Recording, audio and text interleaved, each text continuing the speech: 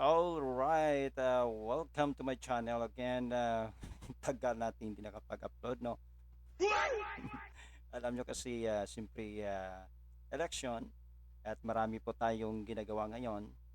Noong nakarang araw, so ngayon na po tayo nagkaroon po ng time at ngunit ito pa rin ang inyong kaibigan. Share Your Story, Ronnie Harbel or Pastor Ronnie Harbel na patuloy po tayong mag-uusap pa rin po, di ba? So, Awesome! one of the reason tonight na mayroon po tayong magandang pag-uusapan at nakita niyo naman ngayon anong ating paksa, that is the 12 senators elected. So, although hindi pa naman po tapos yung ang mga um, final, pero siyempre, halata na naman na talagang sila na po ang panalo, di ba? So, ang tanong ko ngayon, sino ang inyong binoto? Sino ang inyong sinulat doon sa circle, doon sa uh, ballot? Okay? At sa dosina o 12 or sa 12 senators na inyong napupusuan. At yeah. Awesome! So, sa akin po ay nakita ko they are 5 senators pasok. Wow! Tuwang-tuwa po kasi ako kasi nakapasok yung 12, yung naibuto ko. Kasi biruin nyo naman, out of I think that is 62 senators at iba po yung naman disqualified, hindi naman ibig sabihin disqualified, kundi um, matras po. At isa na po diyan si Sing Son, di ba? So anyway, kanya naman yon. But anyway, here we are at nakikita natin yung talagang excited po tayo sa lahat na pangyari po sa election nitong 2025. Although marami pong nakikita natin mga problema ang nangyayari sa ating Kamilik o kaya sa automated counting machine. Pero pinaliwanag naman po nila na kailangan po talagang linisin. Kaya para kanila na yun, we are out of that. But anyway, for me, we are gonna talk about these 12 senators elected. Okay, so bagong lahat yan, nakikita nyo naman po si taas, ang ating pong suportaran natin po sila, yung mga taong yan na nating pong nakikasama po sa ating video, no, si Cole channel, and yes, si Larry Mix Vlog, at the same time po si Mama Marivic, no, Marivic Pires, pakisubscribe din pa siya na. Dahil po they are very supportive po ng mga tao and tested and proven. Mga matagal ko na po silang kaibigan dito sa larangan ng White. Thank you po sa inyong papalipad. Anyway, yun po sa ating members at aking kapatid Kalibangan at yung second channel Church Ministry. So wag po natin kalimutan itong mga taong ito, itong mga channels na suportaran po natin. Paano po kayo nag-support sa aking Share Your Story, Ronnie Harbel, then supportaran din po ninyo sila. Anyway, dito po tayo sa pag-usap ngayon sa 12 senators elected. Okay? So, sabi ko nga, I have may limang five senators na nakapasok na aking ibinoto. Kaya po ako'y galak na galak po talaga at kinatuwa ko po yon. Simple naman, di ba? Out of 62 na senators ay nakapasok po ang iyo. Maliban na lang kung hindi po nakapasok sa iyo, simpre na lulungkot ka. At least I have 5 senators. Di ba? Malaking bagay na rin po yan.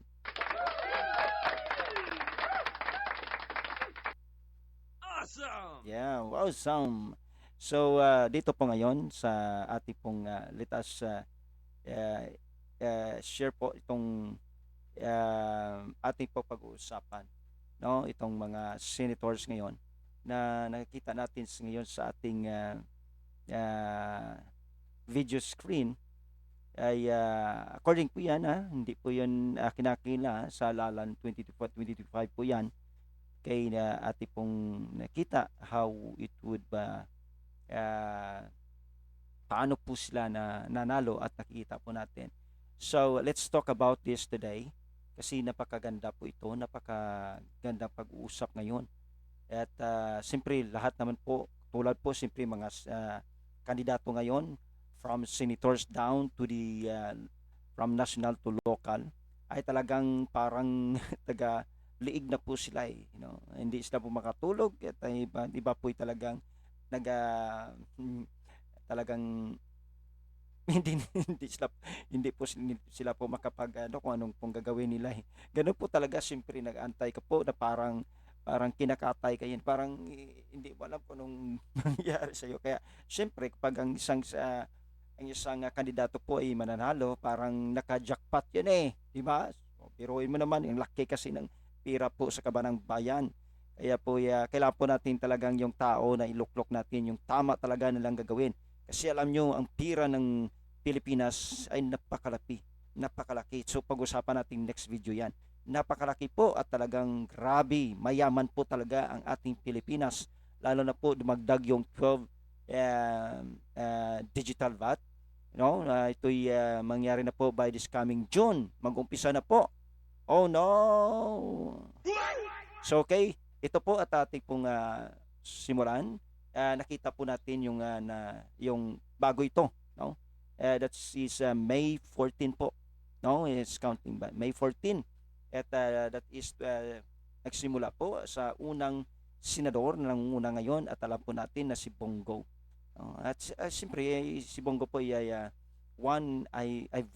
I gave my vote for him. Right.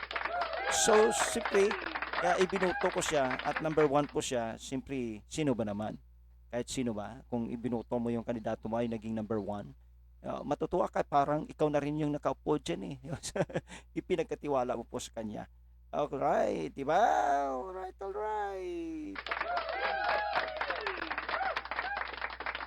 So anyway, next po ay si Monggoy naka-receive pala ng 26,490,710 votes. Wow! Galing, no? And second votes ay nakita natin, ikalawa po si Aquino Bam. Actually, si Ma'am Aquino is, I honestly, ibinuto ko po si Ma'am dahil po sa kanyang panukala at ito'y po sinuportaran po ng ating former president.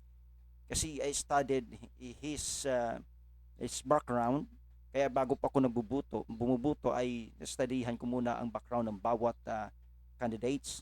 So ngayon ay nakita ko po kanyang backgrounds at sinuportaran po ng ating former president. So siyempre nakita ng ating former president na maganda po kanyang layunin. Kita nyo, kahit pong ating former president ay pag nakita po niya na talagang maganda ang layunin, pinipirmahan. So ibig sabihin, hindi po bias ang ating former president. No? Kahit hindi po sila magkasama. Alright, di ba? Ang galing. Awesome! So, yan po ang kanyang vote is 20,637 20 million, 20,637,824 votes. He got votes from Filipinos and OFWs. And also, the third one is siyempre, ang bato ng bayan. Wow! Another than is siyempre naman, Bato de la Rosa. I give my vote to him also. Kita nyo, tatlo ang binuto ko nandyan po sa number 1, number 2, and number 3. Awesome! Oh, sino ba naman ang hindi matutuwa niyan, di ba? Oh, siyempre ako talagang proud sa tatlong ito na aking binuto. Okay, so I am very thankful for that. At talagang natuwa ko kasi sila'y binuto ko. At si Bato po ay nakatanggap po ng Senador Bato ay nakatanggap ng 20,273,810 votes from the Filipinos and OFWs sa lahat po ng ating mga Filipino citizen. Wow! Okay, yes, number 1, number 2, and number 3, I got this, I vote them, I mean. Okay, Bongo, Senador Aquino, Bam Aquino, and Senador De La Rosa Bato. So I gave my vote to them. Yes, that's why I'm very happy for this result I vote to them. At the same time, yung ikaapat naman po, si Tolfo. Erwin Tolfo, another, he got this vote is 16,815,145 votes from the Filipinos. So, honestly, hindi ko po siya binoto. Honestly po, kasi why? I don't want to, hindi, ayaw ko po sinang maraming Tolfo doon sa senador. No? Kasi nandiyan na si pati si Ben po, dalawa pong tumakbong senators. So pero si uh, Erwin Tolfo po ang lumusot. Kaya hindi po ako pabor na at hindi ko po binuto po si Erwin Tolfo kasi to be honest, sa akin po, I don't like him. I don't like him. But anyway, binuto po siya ng mga Filipino, so wala po tayong magawa. Congrats na pala po sa kanya. Alright, okay, the next one. Wait, the next one is, alright, number 5, at siyempre po, hindi ko rin po binuto ito, yung number 5. Pero okay din siya. Pero ang kanyang background. Kaya lang hindi ko po siya binuto. Kasi ang binuto ko po ay nandun lang po yun. Hanggang 12 lang po. So, hindi ko siya po binuto. So, that's honestly from my heart. So, at least I congratulate also Senador Pangilinan, Kiko Pangilinan. All right. And he got the vote from the Filipinos is 15,088,642 votes from the Filipino citizen. All right, diba? And yun po. And anyway, another, siyempre, I'm proud also one of my ibinuto ko rin. Talagang saludo ako sa kanya, sa kanyang katapangan at katalinuhan pagdating po sa layi when it comes of debate. She's very um, tawag dito, matalino po talaga si Marcolita. Senador Marcolita, Marcolita, no? Rodanti. No? Prapakan natin siya. So, isa rin po na aking binuto. No? Kaya, tuwang-tuwa din po ako kasi nakalusot si Marcolita. Actually, gusto ko talaga makalusot si Marcolita. So, that is, he got a vote from the Filipinos, 14,911,663. Praise the Lord. Wow. All right. Sorry. So, Awesome! yun po at ay ikapat na aking ibinuto. Number 6 po, di ba? Sorry. Tama. Number 6 nga. Number 6. Then, number 7. Actually, he is one of my favorite senator before. Pero, nung sumama na po siya sa kabila, tapos ay parang iba ng tono. So, tinanggal ko na po siya sa aking papilis. Tinanggal ko na po siya sa aking listahan. Okay, so pero I really appreciate that person. Kaya bagamat congratulations pa rin sa kanya. Walang iba kundi si Senador Ping Lacson na naibalik po sa Senado. So he got a vote from the Filipinos. That is 14,857,254 votes. Wow. Awesome! Parapakan ulit natin. Alright, ito rin, paborito ko rin dati ito eh. Number 8, he got number 8 rank. Pero nung bandang huli ay wala na, parang naging ano na ako, malamig na ako sa kanya. Pero at least I still congratulate pa rin. Walang iba kundi si Senador Soto, Tito Soto. So, he got a vote from 14 million 596,819. Wow, palapakan natin.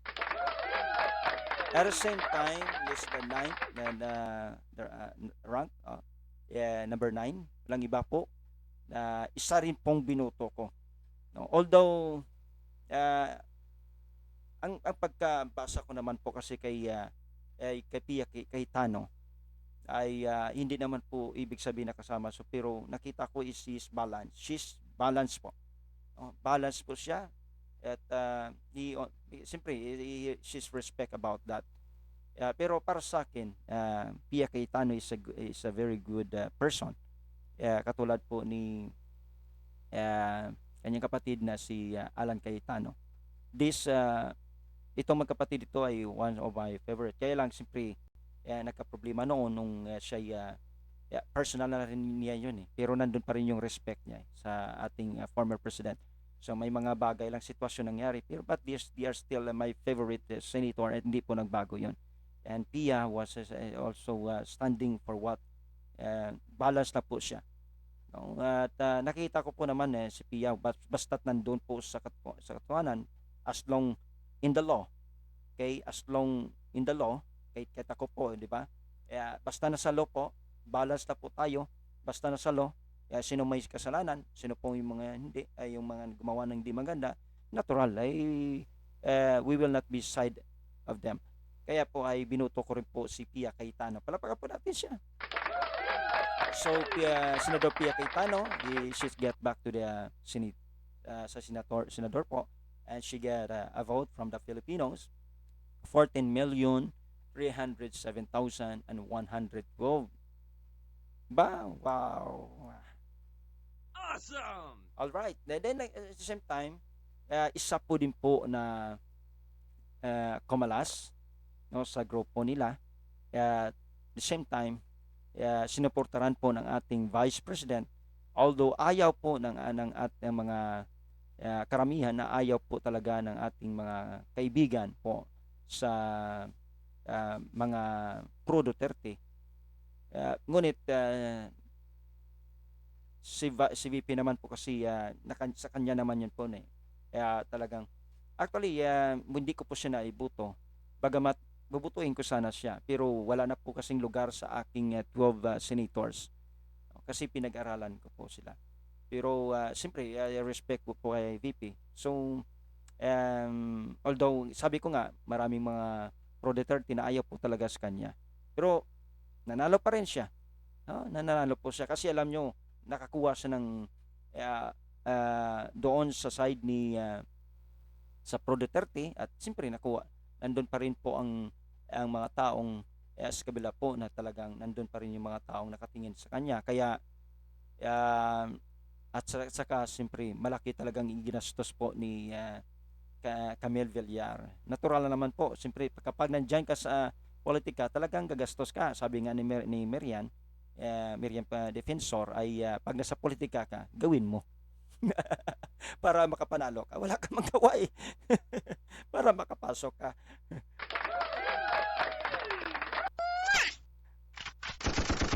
Ganun po talaga. Kaya po, siyempre, she is very wise. May pira pa yan. Kaya po, siyempre, gagamitan niya pong kanyang pera. Pero siyempre, VP Sara, Vice President Sara was endorsing her para po, siyempre, kapanalo po. At yan po, napakapasok po. Number 10 po siya. Palapakan po natin siya. Alright. Excuse me po. So, next naman, sino po ang number... Wait. Sana ba yun? Okay. Ito, sa number 11, walang iba po, hindi ko po talaga pinuto to.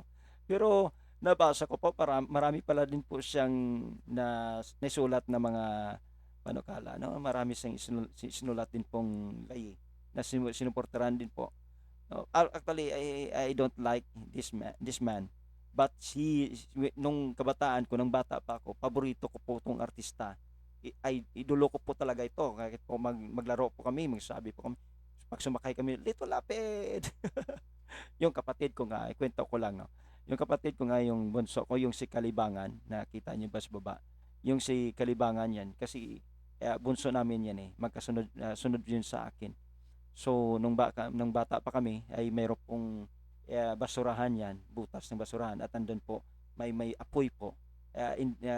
Tapos akala niya hindi na, wala na pong apoy yung sinunog pong basura doon. So tumalon siya, pagtalon niya sabi niya, "Lito lapid." Hindi namin makalimutan niya. Nang nandun na siya ay pagtalon niya, sabi, pag he said na, "Lito lapid." Pagkatapos umiyak, "Nanay." Hindi.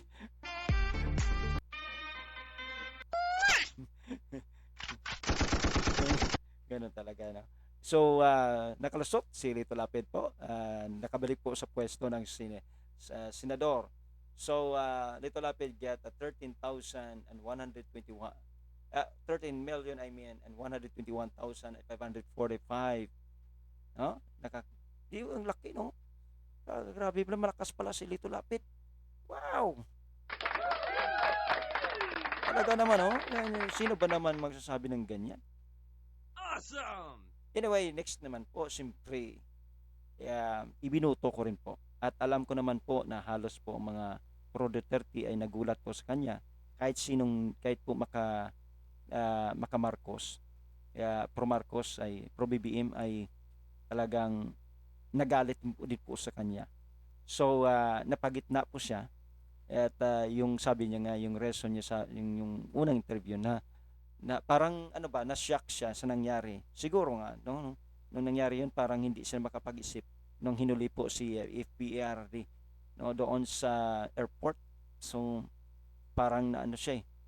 So, siguro nagising siya. Kaya po, para sa akin, yung analyze ko ay ah, nagising niya. So, hindi niya po ugali ganun.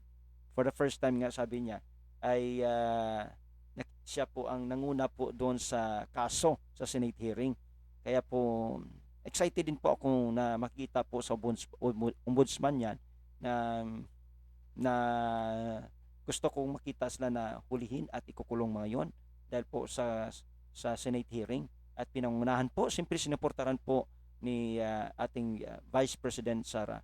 Pero kahit po hindi po sinuportaran ni Vice President Sara, bubutuhin ko po talaga siya kasi hindi po biro ang kanyang ginawa. Although sa iba ay hampang lang, yung tawag nito, yung laro lang, larong pangpolitika. Pero sa akin naman kasi hindi po biro yon, in personal po. Kung ano pong nasa kay Amy, sa kay Senador Amy, sa kanya niya naman yun eh. Kung malalaman naman natin yun kung anong ginawa, hindi naman po tayo Diyos na para ating pong sabihin na ganun talaga, no? Kaya po, don't judge the book by its cover. Huwag po muna tayo pong mag-judge. Antayin po natin kung ano po talagang ang mangyari next time, kung talagang totoo. Pero ako, I believe yung 99% for Senator Amy is hindi po biro ang kanyang ginawa. So, she's sacrificed for bayan and for the name of his father. And yun po. At hindi po biro yun, personally. So, hindi ko alam kung inartista po talaga ito. Kasi, that's politics. Alam naman po natin, pag sinabi pong politics ay talagang laro-laro lang. Walang kaibang-kaibigan po pagdating po sa politika. At walang pamilya-pamilya po. Sa totoo lang po, pagdating po sa ganyang mga kaso. Pero dito kay Senator Amy, I really trust her. Depende naman po sa inyo. Kaya po marami pong talagang ayaw sumuporta po ng mga pro Duterte at nagagalit po din po ang mga pro BBM. But for me, suportahan man o endorsement ni VP Sara, I still support her at bubuto ko po talaga siya. She's my number one senator for me. Sorry. Ganun po talaga eh. Anyway, I congratulate kay Senator Amy, and she got 13,038,627 votes from the Filipinos. So, maliit lang, no? Ang ano, although malaki rin yan, no? Ang habol, mga 90,000. Ang habulin niya kay Lito Lapid para makuha niya yung buto na yan, no? So, hanggang ngayon is still ongoing pa naman. And yun po sa Senador Amy ay nakapasok at siyempre ibig sabihin ilan bang ang aking mga naibuto, ilan ba sila? Umpisahan natin sa Una, si Bongo, isa, si Bam Aquino, ikalawa, si Bato de la Rosa, ikatlo. Okay, sino pa ba? Next, si Marcolita, yun, si Marcolita. Ayun, no, no, na ikaapat, si Pia Cayetano, ikalima. Oh, dapat si Villar Camil putong sana pero wala na eh, nahuli na eh. And ika-anim si Marcos, ay Senador Amy Marcos. Wow, ayos. So nak-anim na senator po ang aking ibinuto na nakapasok.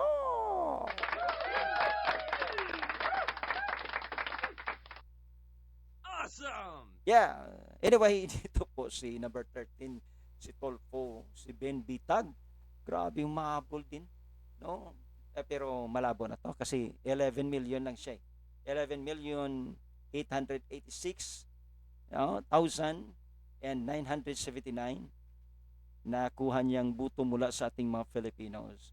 And same time, Bong Revilla and uh, ano po, for 13 si Binay.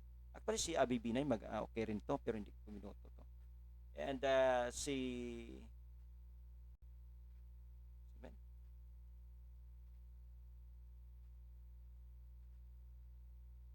Alright.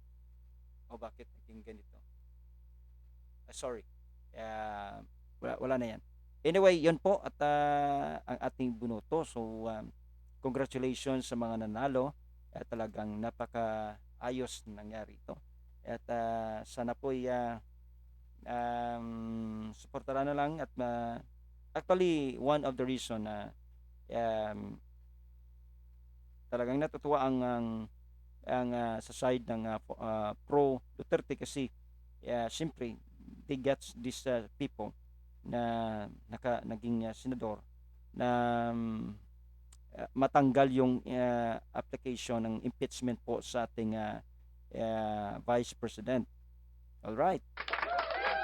So simple kahit ako po, kailan po makapasok po yung mga tao doon.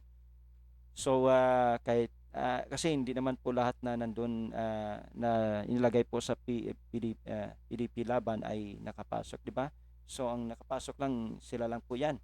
No, si Bongo, si Bato, si Senador Amy, si Camille, siyempre endorse na rin 'yan eh. Di ba? So nakapasok po sila. And siyempre yung ibang mga senador naman hindi mo isip yung kung talagang straight on talagang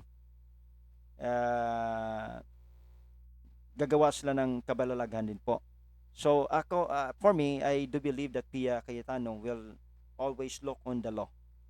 Kahit po, di ba? Magkapatid sila ni Alan Cayetano, alam, pariyo ang insight yan eh, di ba?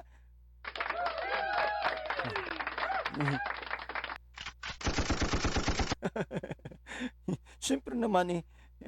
Kahit po si Lacson po, no? Kahit si Lacson ay naka-straight din po 'yon sa law. Hindi rin 'yan basta-basta po ano rin 'yan. Titingnan din po nila 'yan. Kasi no? And balance lang, di ba? Balance lang. So anyway, that's the people, that 12 senators elected nating pinakita. At naway po ipagpalain po sila at bigyan po sila ng talagang panahon na siguro na talagang magtrabaho ang bawat isa. Na para sa akin, at alam naman po ng BBM ng government na nakikita nila, alam na hindi na po nila makokontrol dito mga senador. Kita nyo, pag interview po, si Castro, no, si Secretary Castro ay iba na pong tono. Dati talagang umaano siya bumabanat, pero ngayon pakalma na sila.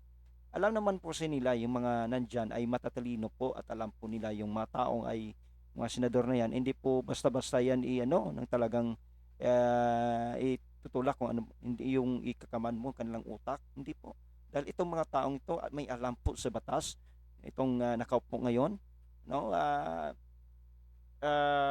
Hindi ko lang alam po sa iba, no? Hindi ko na lang po i-mention ang pangalan na ito.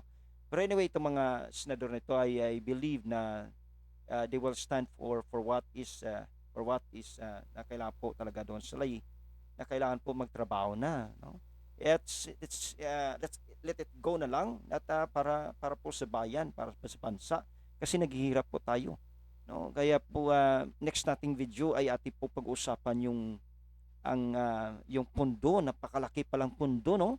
At siyempre, tingnan din po natin ang sahod ng mga ito, ng mga nasa politika.